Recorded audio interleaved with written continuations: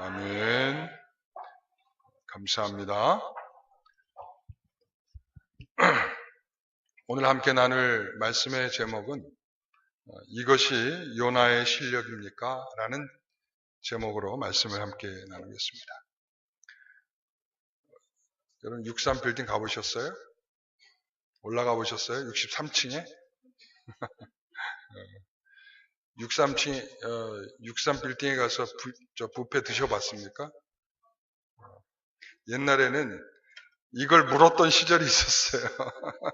그렇죠. 너 가봤어? 63빌딩? 너 가서 거기서 뷔페에서 밥 먹어봤어? 뭐 이런. 그러니까 이 63층 빌딩이 굉장히 상징적일 때가 있었죠. 그러나 지금은 뭐 무역센터 빌딩도 있고 얼마 전에 완공된 그 제2 롯데 월드 빌딩 어마어마하죠? 123층인가요? 123층에 뭐 555m? 웬만한 강남권에서는 다 보이더라고요. 이 빌딩이. 그만큼 높은 빌딩입니다. 여러분, 이 높고 굉장히 높다라고 하는 것이 일종의 성공의 금자탑 같이 이렇게 비춰지고 있는 것 같습니다. 오늘날도 성공했다 하면 뭐 파워 팰리스 뭐 이런 곳에 살아야 되고 뭐 이런 굉장히 이 성공이라고 하는 이 그림자가 우리에게 이렇게 드리워지고 있는 모양새는 높고 많은 것으로 누리고 있는 것을 표현할 때가 있습니다. 그런데 교회도 그렇습니까? 우리가 교회 안에서도 성공이라는 표현을 많이 써요. 그래서 교회가 성공했느냐 아니냐, 목회가 성공됐느냐 아니냐, 뭐 이런 표현들을 많이 씁니다. 그런데 우리가 좀 전에 말한 것처럼 이 제2롯데월드 이렇게 높다랗게 세워진 그런 빌딩처럼 교회가 그런 방식으로 성공을 말하는 것이 옳은가? 뭐 이런 생각을 해볼 수가 있지 않겠습니까? 만약에 그렇다면 우리 예수님은 성공한 목회자이십니까? 네? 그런 측면으로 생각해보면 우리 예수님이 성공한 목회자일까요? 머리 하나 둘 곳도 없다고 하시고 가난한 자와 함께 하시고 맨날 사람들한테 이 고위직 사람들한테 비난을 받잖아요. 당신은 왜 가난한 사람들과 그리고 또 저 이상한 잡족들과 함께 당신은 매일 가서 밥을 먹습니까? 이런 비난을 듣잖아요. 그리고 예수님의 목회, 예수님의 교회는 12명의 성도 외에는 없었습니다. 우리 그러면 예수님의 목회가 성공입니까? 실패입니까? 만약에 그런 금자탑 기준으로 생각한다면 예수님의 목회는 실패입니다. 그런데 우리는 그렇게 말할 수가 없다는 것이죠. 교회는 그러한 성공으로 표현되지 않고 하나님께서 더 많은 것을 맡겼느냐, 더 많은 책임을 갖게 되었느냐의 문제라고 보입니다. 더 많다라고 하는 것은 더 많은 책임을 얻게 되었다. 이런 표현으로 이해될 수가 있습니다. 여러분, 목회자는 그리고 교회의 성도들은 하나님께서 우리에게 나 같은 부족한 자에게 이와 같은 것을 맡겨주신 것에 대한 감사여야 합니다. 우리 모든 성도 여러분, 우리는 그러니까 나에게 맡겨준 그 사실이 너무나 감사한 것이지 이것이 큰 것이냐 작은 것이냐의 문제 앞에 씨름할 이유가 없다는 것을 우리는 잘 생각하셔야 합니다. 그래서 우리는 여기에서 보면 사단은 자꾸 우리에게 이런 것을 부추깁니다. 하나님을 감추고 사람이 드러나도록 자꾸 만듭니다. 하나님은 없는 것처럼 보이고 사람의 능력을 과시하듯이 사람을 자꾸 포장해 내려고 하는 마음들이 있습니다. 이것이 탐욕입니다. 이 탐욕은 더 큰 것을 추구하게 만들고 더 높은 것을 향하여 가도록 만듭니다. 그 욕망은 절대 은혜로 결말되지 않는다는 것을 기억하시기 바랍니다. 여러분, 그래서 교회가 이렇게 대형화가 되면서 이 대형교회가 되면서 어떤 흉내를 내기 시작했냐면 교회의 이미지를 버리고 이 일종의 이 대기업 같은 그런 느낌이 들기 시작했어요. 그렇죠? 대기업 총수들은 누구에게 기업을 물려주죠? 누구에게 물려주죠? 훌륭한 사업가에게 물려줍니까? 아니죠. 찌질이 못난 아들이라도 아들에게 물려주려고 하죠. 그리고 그 가지고 있는 상당한 것들을 권력으로 이용하려고 하고, 그리고 또한 이것들을 자신의 재산을 축적하는 도구로서 이용을 하는 것이지 사회를 이바지하거나 사회의 건정성 그리고 사회의 경제를 이바지하려는 데 목적을 두고 있지는 않습니다. 그러다 보니까 점점 비자금도 만들고, 그리고 또한 굴림을 하려고 하고, 거짓으로 일관을 하고 말을 바꾸고 교회의 자산을 자기 자산처럼 축적해가는 그러한 모습들이 나타나고 있습니다. 제일 중요한 것은 나 아니면 안 된다는 생각이죠. 나 아니면 안 되고 내 아들이 아니면 안 된다는 생각으로 교회를 갖고 가고 있습니다. 정말 그런가? 정말 그렇습니까? 하나님은 커다란 것에 관심을 두고 계십니까? 우리 교회가 점점 커가라 이렇게 말씀하고 있습니까? 아니면 하나님의 사랑을 받을 자를 사랑하도록 하나님이 구원할 자를 구원하시는 것에 목적을 두고 있습니다. 여러분, 우리 교회가 잘 생각하셔야 됩니다. 어느 순간에 이게 교회인지 세속된 조직체인지 전혀 구별할 수 없을 만큼 너무나 살벌한 변화가 일어나고 있는 것에 대하여 저도 위기의식을 느끼고 있는 중입니다. 여러분, 우리는 하나님의 마음과 하나님의 생각으로 교회를 일궈 갈 수 있는 믿음의 성도들이 다 될 수 있기를 간절히 소원합니다.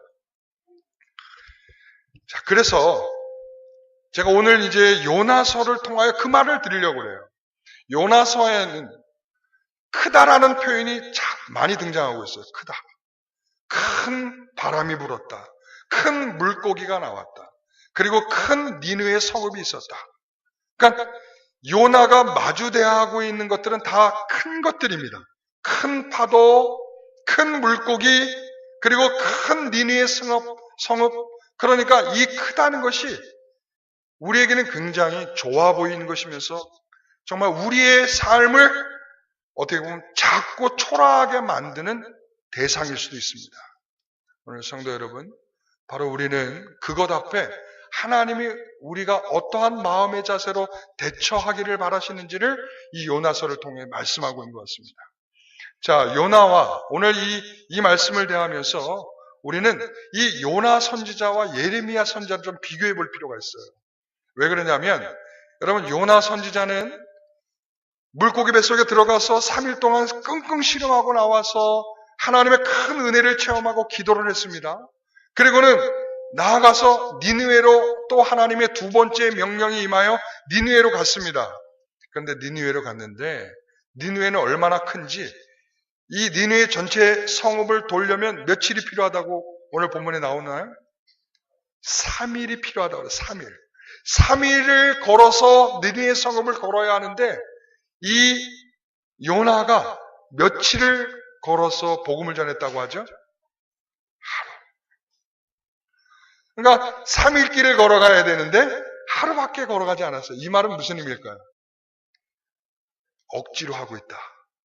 충분히 책임을 다하지 못하고 있다. 하나님은 요나 한 사람을 위해, 한 사람의 구원을 위해 3일이라고 하는 시간을 써서 그와 씨름하셨는데, 요나는 그 수많은 니느웨 성읍의 사람들, 그 수많은 사람을 위해서 그 3일도 다하지 못하고 있는 정말 불충성스러운 이 요나의 모습이 나타나고 있습니다. 여러분, 그런데 놀라운 것은 그렇게 억지로 하고 최선을 다하고 있지 않는데도 거기에 나타나는 반응은 놀랍습니다. 사람들이 다 반응이 일어납니다. 뭘 어떻게 반응하죠? 베옷을 입고 금식을 하고 있습니다.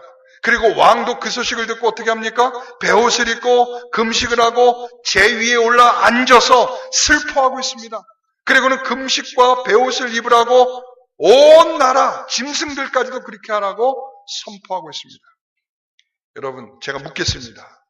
이게 요나의 실력입니까? 요나가 한 일입니까? 요나는 얼마나 하기 싫은지요? 다 5마디밖에 말하지 않았어요. 5단어. 자, 40이란 숫자, 날짜 1, 40일이 지나면 니느웨 성이 무너지리라. 끝이야. 너무 성의 없지 않아요? 에? 너무 성의 없어. 최소한 우리가 복음을 전하려면 어디까지는 전해야 돼요?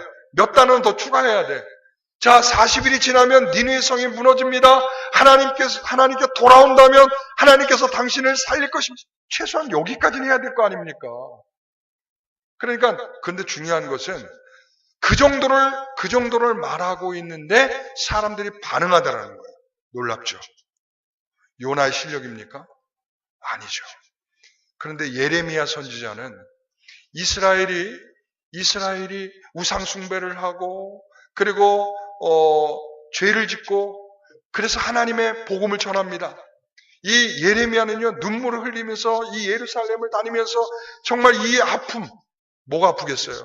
이 멸망하게 될, 이 죄악에 심판받게 될 이들을 바라보면서 예레미야는 눈물을 팍 쏟아내면서 그들을 향하여 복음을 전했어요. 그랬더니 사람들이 어떻게 반응하죠? 참 재미있는 것은 뭐냐면 거기에 상대되는 사람들이 누구예요? 거짓 선지자들. 거짓 선지자들에 대해서는 막 반응합니다. 와, 좋다. 니들 말이 옳다. 그러면서 그들을 부추기는데 예레미야에 대해서 뭐라고 하죠?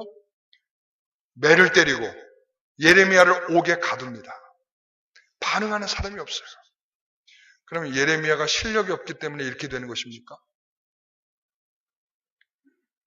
우리는 이것에 대해서 잘 이해하셔야 됩니다. 하나님께서 바로 이 반응은 누가 그 역사를 하고 있다는 것을 우리가 말할 수 있는 것이죠. 요나가 아니에요. 예레미야도 아닙니다.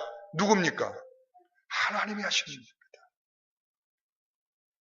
그래서 제가 어느 때는 왜 우리 성도들이 변하지 않을까 이걸 고민하다가 제가 그 생각을 했어요. 내가 실력이 부족해서 이러다가 두 번째는 하나님이 안 하시는구나. 하나님 왜 안 하실까? 저는 이것을 보면서 이런 생각을 합니다.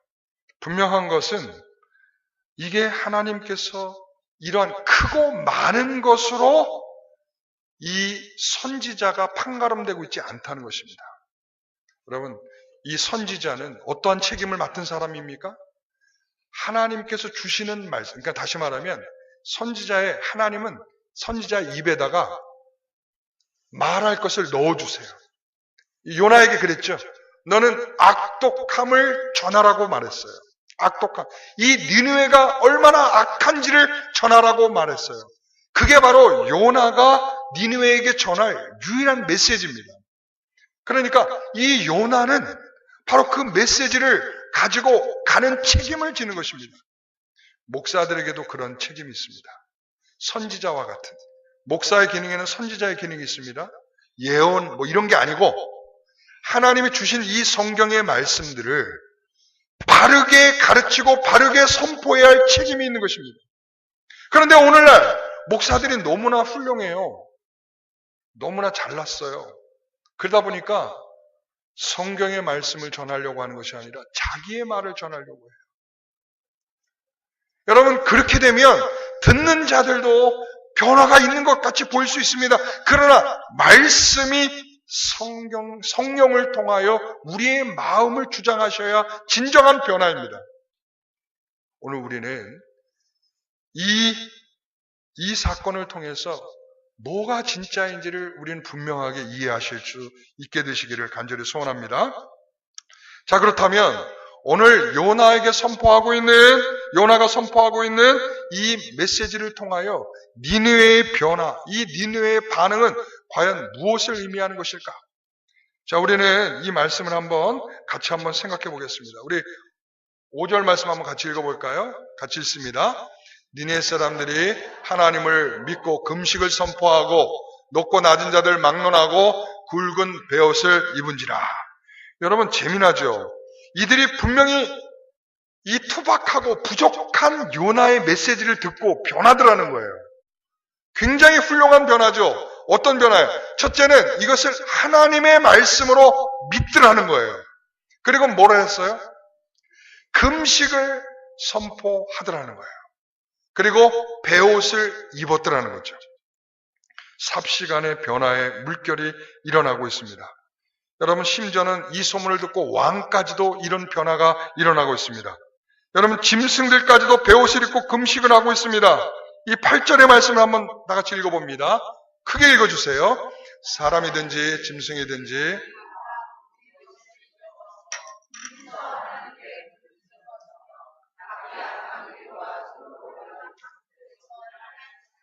자, 여기서 보니까 사람이든 짐승이든 다 굵은 베옷을 입을 것이요. 첫 번째, 굵은 베옷을 입을 것이요.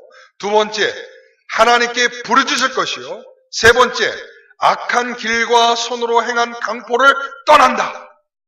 의식입니다. 첫 번째는 뭐가 변해요? 의식이 변해요. 자, 베옷을 입고, 그죠? 그 다음엔 하나님께 영적으로 부르짖습니다. 두 번째는 그렇죠? 그 다음에는 우리가 여기까지는 해요. 일반적으로 여기까지는 하죠. 그러나 세 번째가 문제야. 세 번째가 강포한 악한 길과 손에 행한 강포로부터 떠나는 일을 멈추질 않아요. 우리 성도들이요, 진정한 변화는 이 세 번째 키워드에 달려 있습니다. 떠나는 것입니다. 무엇으로부터? 악한 일과 우리가 강포, 우리가 행하던 바르지 못한 것으로부터 되돌려서 선한 뜻으로 행하여 나아가는 것인 줄 믿습니다. 우리 성도 여러분, 오늘 이들에게 일어난 변화를 주목해 주시길 바랍니다. 근데 저는 이 변화를 보면서 이런 생각을 했어요. 제가 좀 이 표현이 좀 여러분들이 들을 때 좀 불편하시더라도 잘 이해하고 좀 들어주세요. 저는 이렇게 표현하고 싶어요. 느니에 사람들은 개가 와서 짖어도 변할 것입니다. 이해되세요? 니느웨 사람들에게는 개가 와서 짖어도 변화될 것입니다. 여러분, 예전에 이런 일이 있었어요. 예전에는 길을 걷고 있습니다. 길을 걷고 있던 어떤 사람이 지나가다가 개와 딱 마주치게 되었어요. 근데 그 개가 다른 여러 사람들이 있는데 그 여러 사람들은 쳐다보지도 않고 나만 쳐다보면서 막 짖으면서 막 달려오는 거예요. 그럼 어떡하죠? 도망을 가야죠. 열심히 도망을 갔습니다. 도망을 가다 보니까 뒤에 따라오나 안 따라오나 따라오나 안 따라오나 이렇게 계속 반복하면서 걸어가다 보니까 앞에 있는 돌뿌리를 보지 못하고 그 돌뿌리에 걸려서 탁 넘어지고 말았어요. 그리고는 정신을 잃었습니다. 그리고는 조금 있다가 일어나서 툴툴 털고 일어나 보니까 그 개는 온데간데 사라지고 아무도 없는 거예요. 여러분, 이럴 때 여러분들이 지금 그 쓰러졌다 일어난 사람이라고 치고 여러분들 일어나면서 뭐라고 얘기하겠어요? 뭐라고 얘기하실까요? 우리 성가대 여러분들이. 네? 개고생했다? 재수없었네. 근데 옛날에 성도들은 그렇게 표현하지 않았어요. 혹시 내가 하나님 앞에 어떤 부끄러운 것이 있기에 저 개까지 와서 나에게 짖을까? 내가 무슨 죄가 있지 않을까? 하나님 앞에 무릎을 꿇고 기도했다라고 이런 간증들이 많이 있었던 것을 제가 들었습니다.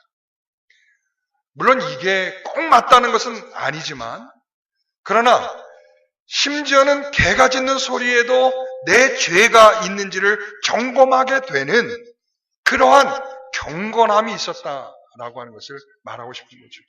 그러나 오늘날은 어떤 그보다 더한 하나님의 말씀을 듣고 설교를 들어도 내가 어떠한지에 대한 깊은 고민을 하지 않는다는 것이죠.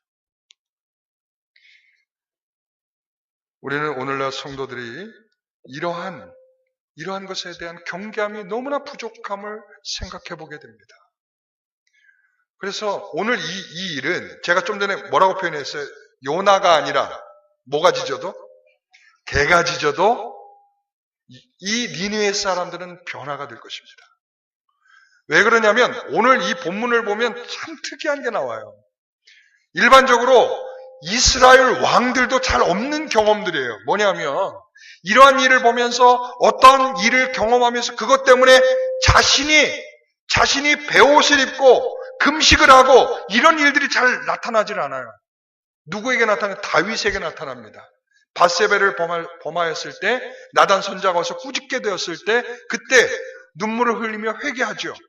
므낫세 왕이 자신의 죄에 대하여 책망하시는 고통과 환난을 경험하면서 하나님은 살아계시는구나 라고 경험하는 그 순간에 하나님의 책망을 받으며 변화되는 그런 모습들이 있기는 합니다. 그러나 전반적인 흐름은 아니에요.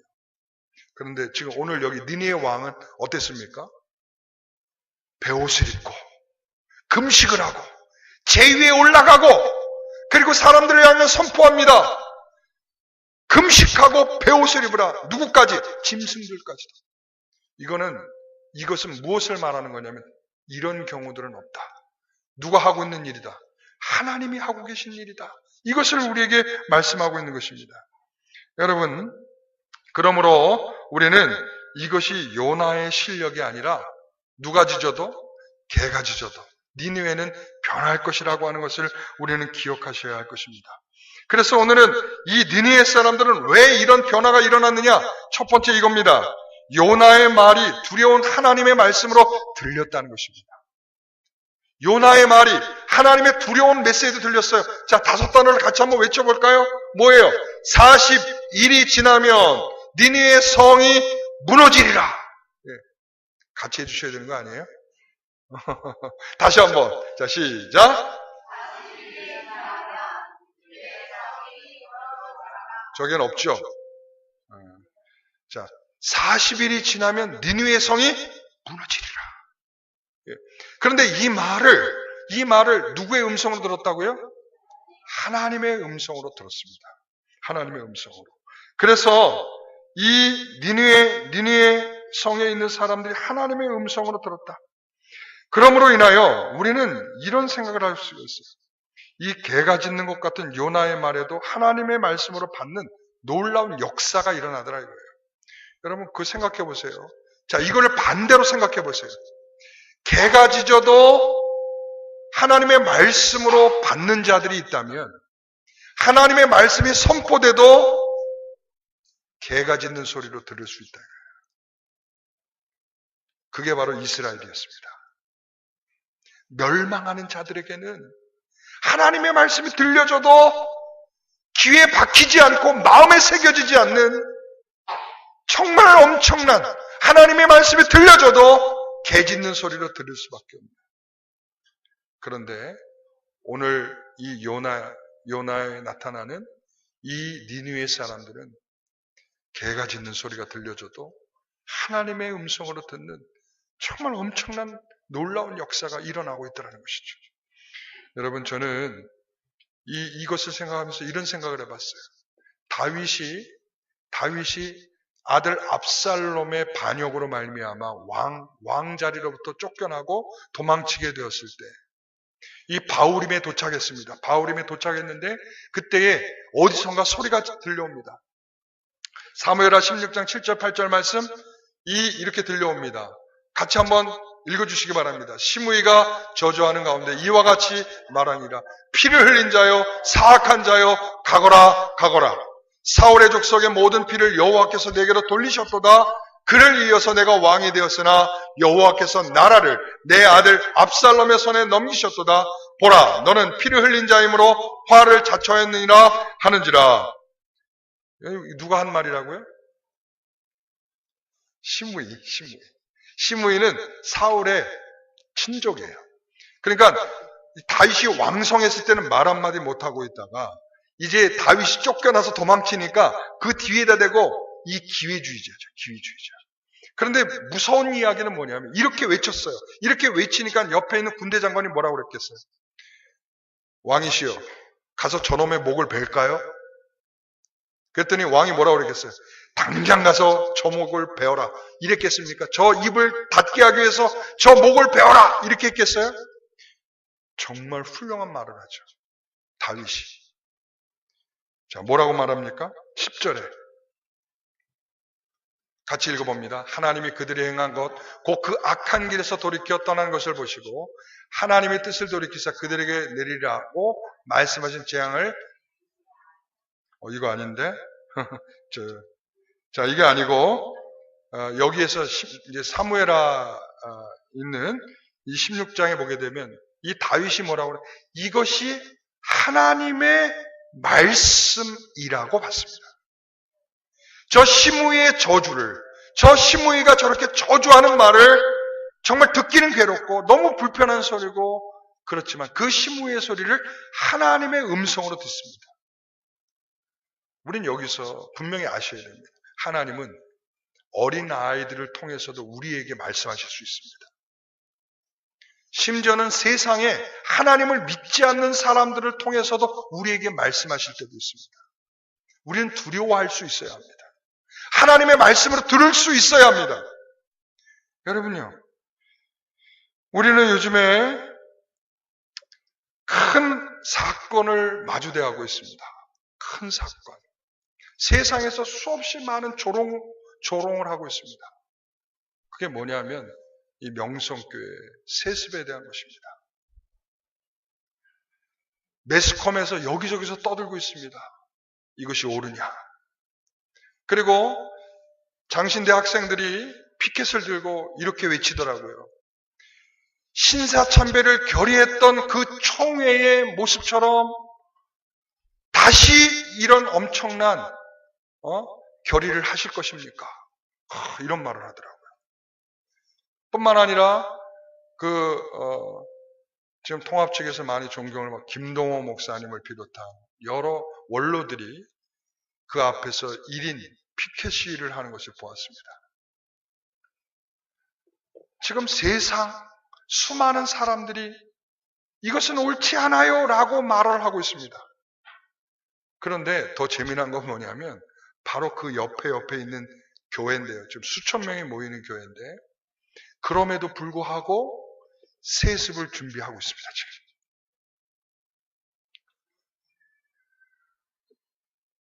이게 무슨 뜻입니까? 아무리 세상에 하나님께서 세상을 통하여 소리를 들려줘도 하나님의 말씀으로 듣지를 않아요. 그러니까 이번에 수련회 가서 그 교회에서 수련회 가서 중학생 한 명이 죽었어요.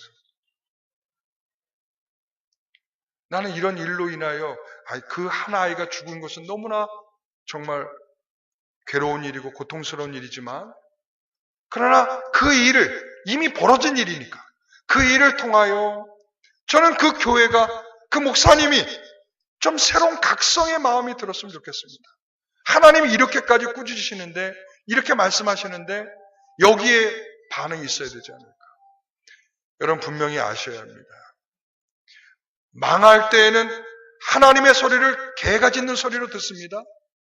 그러나 하나님께서 마음으로 살아나게 하고 새롭게 하실 때에는 개가 짖어도 그것을 하나님의 소리로 들을 수 있는 영적인 은혜가 주어지는 것입니다. 저는 우리 영광교회 성도들이 그런 영적으로 살아있는 성도들이 되시기를 간절히 소원합니다. 두 번째는 9절의 말씀을 한번 같이 읽어봅니다. 하나님이 뜻을 돌이키시고 그 진노를 그치사 우리가 멸망하지 않게 하시리라. 그렇지 않을 줄을 누가 알겠느냐 한지라. 여러분, 지금 하나님께서는 어떤 말씀을 선포하셨죠? 5단어 다시 한번 얘기해 볼까요? 40일이 지나면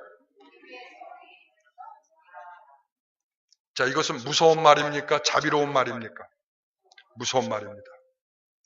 그런데 니느웨 사람들은 이것을 무서운 말로 듣지 않고 하나님의 자비의 음성으로 듣고 있다는 것입니다. 9절의 말씀이 그것을 증명하고 있는 것입니다. 우리가 돌이킨다면 하나님이 그렇게 하지 않으실 줄 누가 알겠느냐 이 말이야. 여러분 이런 믿음이 필요합니다. 두려운 심판의 메시지가 들리고 있죠. 여러분 요한계시록에 수없이 심판의 메시지가 들리고 있죠. 하나님의 그 심판의 메시지 속에서 무엇을 듣기를 원하십니까? 내 백성을 구원할 거라는 하나님의 자비의 음성을 듣기를 원하고 계십니다. 그런데 오늘 이 이 말씀을 보면서 누가 알겠습니까? 라고 말하는 것은 바로 하나님의 성품을 올바르게 보고 있다는 것입니다. 우리가 돌이킨다면 하나님은 너무나 우리를 사랑하기 때문에 그 사랑받는 자에 대하여 하나님은 멸망하시지 않을 줄 믿는 믿음으로서 출발된 일입니다. 여러분 그런 믿음 있으십니까? 나는 망하지 않는다. 하나님은 나를 사랑하시기 때문에 나는 망하지 않는다. 여러분 하나님이 나를 사랑하시죠. 그렇다면 하나님은 말이시죠. 여기에 이런 표현이 있어요. 10절의 말씀을 한번 같이 읽어봅니다. 하나님이 그들이 행한 것 곧 그 악한 길에서 돌이켜 떠난 것을 보시고 하나님의 뜻이 돌이키사 그들에게 내리라고 말씀하신 재앙을 내리지 아니하시리라. 자, 그 말씀을 듣고 하나님의 말씀으로 여기고 이 니느웨 사람들이 어떻게 했다고 그랬어요? 돌이켰다고 했습니다. 악한 길에서 돌이켜 떠났다고 말씀하고 있습니다. 그랬더니 하나님이 어떻게 했다고요? 하나님의 뜻을 돌이키사 이렇게 표현하고 있습니다. 우리 하나님 변덕쟁이신가요? 이렇게 말했다 저렇게 말했다 너희들 정말 그럴 줄 몰랐다. 니느웨야 니네들이 이렇게 변해서 하나님의 말씀을 이렇게 따를 줄 몰랐다. 아이고 이제 알았으니까 내가 너희들에게 내리려고 했던 재앙을 거둬야겠다. 이런 건가요? 이거 아니에요. 그러니까 이 표현이 우리를 그렇게 좀 오해하게 만드는데 그런 표현이 아닙니다. 이것은 하나님께서 뭐냐면 하나님의 뜻을 돌이켰다는 것이 아니라 하나님은 이것을 통하여 고통을 당하시고 계시다. 이런 말이에요. 고통을. 이것을 더 쉽게 이해하면 이런 거예요. 자, 하나님께서 하나님을 믿지 않는 자들에게 어떻게 하신다고 그랬죠? 심판하신다고 그랬죠. 지옥을. 그런데 하나님께서 이 믿음을 주시기 위해서 하신 일이 뭐예요? 내가 심판하면 끝날 일이야. 하나님을 믿지 않는 자들 심판하면 끝날 일인데 하나님이 뭘 하셨어요? 예수 그리스도를 십자가에 주셨잖아요. 그 엄청난 고통을 아시겠어요? 내 아들을 내어주시면서 하나님이 당신의 뜻을 바꾸는 것 같은 내가 심판하겠다, 믿지 않는 자를 심판하겠다 하신 그 심판을 당신이 고통을 받으시면서 그 일을 이루셨다는 거예요. 그래서 저기에 보면 뜰을 돌이켰다 이렇게 표현되어 있지 않고 영어 성경을 보세요. NIV 갖고 계신 분들 보세요. 뭐라고 써요? compassion이라고 그랬어요. compassion. 동정하고 계시, 동정. 내가 너희들에 대하여 너희들이 돌이켰다라고 하는 것을 보면서 하나님은 그들을 동정하고 있다는 거예요. 이 동정이라고 하는 것이 불쌍한 자에게 몇 푼을 건네주는 이런 표현이 아니고 이 동정은 뭐냐면 하나님께서 그 마음을 하시고 예수 그리스도를 보내주셔서 너희를 구원하시는 그 사랑의 원칙이 동정입니다. 컴패션. 당신이 그 고통을 받으시면서 너희들을 사랑하시는 하나님의 표현. 여러분 그래서 이 음성에서 하나님의 자비를 깨닫고 그들이 돌이켰다는 것입니다. 여러분 우리가 왜 돌이킴이 없을까요? 왜 우리가 여전히 그냥 죄의 길을 가면서 멈추지 못할까요? 왜 우리가 악함이 계속 있으면서 그 악함을 돌이키지 못할까요? 하나님의 그 깊은 자비의 사랑을 보지 못하고 있기 때문에 그런 것입니다. 오늘 우리 사랑하는 주의 성도들이요, 하나님의 사랑을 보시기 바랍니다. 하나님이 우리를 얼마나 사랑하시는지 그 사랑을 보시고 그 사랑 때문에 내가 가던 길을 돌이킬 수 있는 믿음이 있기를 간절히 소원합니다. 저는 우리 한국교회가 지금 바로 그런 시기에 와 있다고 생각합니다. 제가 이 이야기로 결론을 맺으려고 합니다. 여러분 임택진 목사님이라고 있습니다. 임택진 목사님이라고 김동호 목사님이 가장 존경하는 목사님이라고 이렇게 얘기하는 임택진 목사님이라고 있습니다. 이분은 23년 동안 자기가 개척하여 섬기던 교회를 이제 은퇴를 하시고 후임자가 왔습니다. 후임자가 이렇게 왔는데 후임자가 교회에 온 지 얼마 안 되고 나서 아직 교회도 멀쩡한데 교회를 부수고 새로 예배당을 지었습니다. 그래서 이제 김동호 목사님이 임택진 목사님을 찾아갔습니다. 목사님, 아직 교회가 멀쩡하던데 이거 더 써도 되지 않을까요? 그런데 굳이 이렇게까지 해야 될까요? 이렇게 이야기를 했습니다. 그러면 임택진 목사님 뭐라고 얘기했을까요? 아니, 이런 나쁜 녀석이 있나? 아직 교회도 쓸만하고 교회 재정을 그렇게 하면 안 되지? 라고 말할 줄 알았는데 뭐라고 얘기했을까요?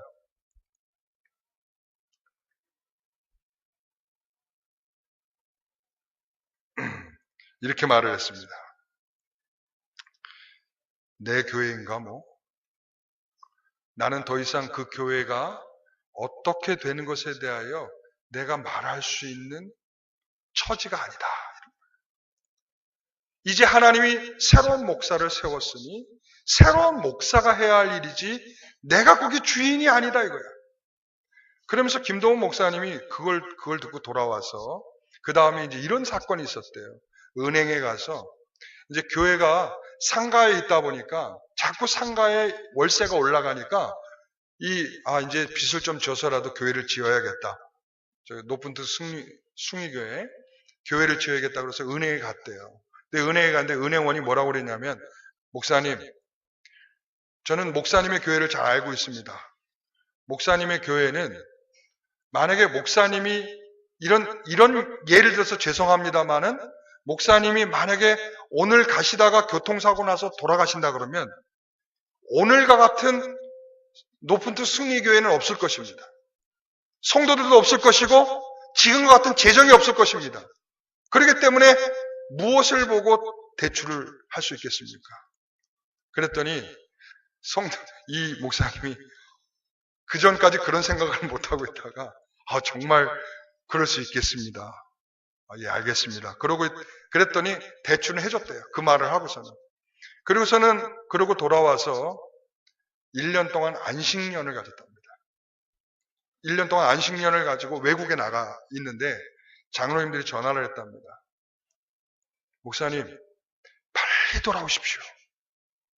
지금 벌써 성도들이 1000명이 줄었습니다. 빨리 돌아오십시오. 뭐라고 얘기했을까요? 그런 교회라면 망해야지. 내가 없다고 교회 성도들이 준다면 그 교회는 망해야지. 저는 이 말이 너무나 마음속에 와닿습니다. 교회는 사람이 주인 되는 교회가 아닙니다. 교회는 하나님이 역사합니다. 어느라고 바보 같고 미성숙한 요나의 그 부적합한 몇 마디의 말로도 니느웨 사람들의 마음을 움직이고 그 사람들의 변화가 되고 그 사람들이 회개를 하고 그 사람들의 놀라운 역사를 일으키는 것처럼 어떤 한 사람에 매달린 교회는 교회가 아닙니다. 그것은 세력이고 그것은 하나님과 전혀 다른 교회인 것입니다. 우리 영광교회는 바로 그런 교회가 되어야 할 줄 믿습니다. 여러분, 요나의 실력이 아닙니다. 마찬가지로 노용원 목사의 실력도 아닙니다. 하나님께서 맡겨지고 책임져 준 일에 대한 우리는 그 일을 감당하는 것이 우리 성도들과 제가 감당해야 할 일인 줄 믿습니다. 오늘 그 일들을 충실하게 한다면 칭찬받는 종들이 될 것이지만 그 일을 감당하지 않고 게으른 종이 된다면 하나님이 분명히 책망할 것입니다. 너는 땅에 묻어두고 너는 하나님을 원망하는 자들이 되었었구나 라고 우리를 책망하실 것입니다. 오늘 우리는 주 앞에서 신실한 성도로 바르게 세워져 가는 우리 영광교회 되시기를 간절히 소원합니다. 기도하겠습니다.